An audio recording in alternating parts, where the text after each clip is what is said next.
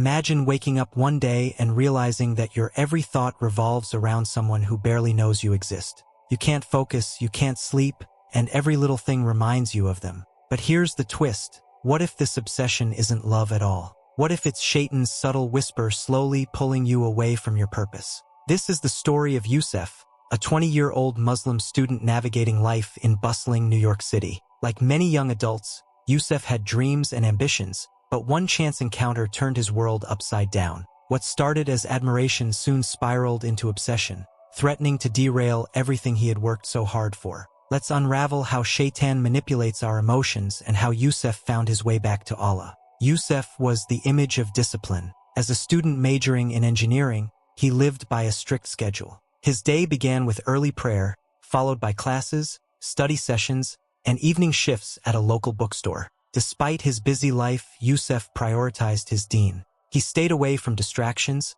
avoided unnecessary interactions, and kept his eyes on his goals. But life has a way of testing us when we least expect it. One cold December afternoon during final exams week, Yusuf met Fatma. The library was crowded as students crammed for their exams. Yusuf found a seat near the corner, buried in his notes, when he heard a soft voice ask, "Excuse me, is anyone sitting here?" He looked up to see Fatma, her warm smile breaking the monotony of his day. She thanked him and sat down, pulling out her books. For Yusuf, this was nothing unusual, until she offered him a pen when his ran out of ink. It was a simple act of kindness, but in that moment, it felt extraordinary. Her smile lingered in his mind, and as he walked home that evening, he realized he couldn't stop thinking about her. At first, Yusuf brushed it off. "It's just a passing thought," he told himself. But the days that followed proved otherwise. He began seeking her out in the library, choosing seats where he thought she might sit. He even altered his study schedule,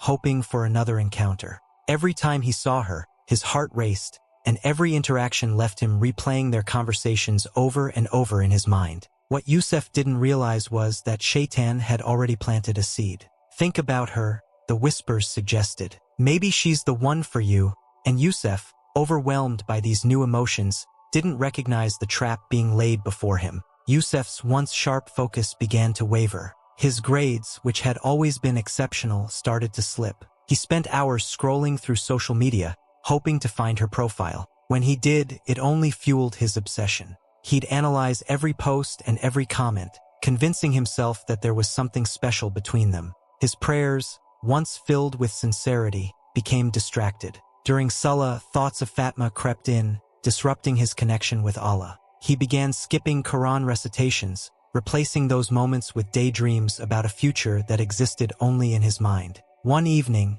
after weeks of building up the courage, Yusuf decided to approach Fatma. He saw her sitting at the library and mustered the nerve to ask for her phone number. She hesitated but eventually gave it to him, thinking it was for a study group. Yusuf's heart soared. For him, this small interaction felt like validation of everything he had been imagining. But Shaitan wasn't done yet. The next day, Yusuf sent her a message, carefully crafting every word. Her responses were polite but distant, and over time, it became clear that Fatma wasn't interested in anything beyond friendship. The final blow came when he saw her walking with another classmate, laughing in a way that shattered the illusions he had built in his mind. Yusuf felt crushed. He spiraled into sadness, questioning his worth. "Why wasn't I good enough?" he wondered. But beneath the heartbreak was a deeper realization. This wasn't love. This was something else entirely. One night, as Yusuf sat in his room, he stumbled upon a lecture about Shaitan's tactics. The speaker explained how Shaitan exploits our emotions, turning harmless feelings into obsessions that consume our lives. "Love is pure," the speaker said, "but obsession? That's Shaitan's way of distracting you from Allah." Yusuf felt as though the lecture was directed at him. He realized how he had allowed Shaitan to manipulate his thoughts, pulling him away from his deen and his goals. As he reflected, Yusuf learned about limerence, an intense infatuation driven by uncertainty and desire. It wasn't love but a psychological state fueled by fantasies and what-ifs. Yusuf's feelings for Fatma weren't based on reality but on his own projections. This understanding was both freeing and humbling. He saw how his obsession had blinded him to the bigger picture, making him lose sight of what truly mattered. Determined to reclaim his focus, Yusuf made a plan. He started by seeking forgiveness in his prayers, asking Allah for guidance and strength. He unfollowed Fatma on social media and deleted her number, removing any triggers that might reignite his obsession.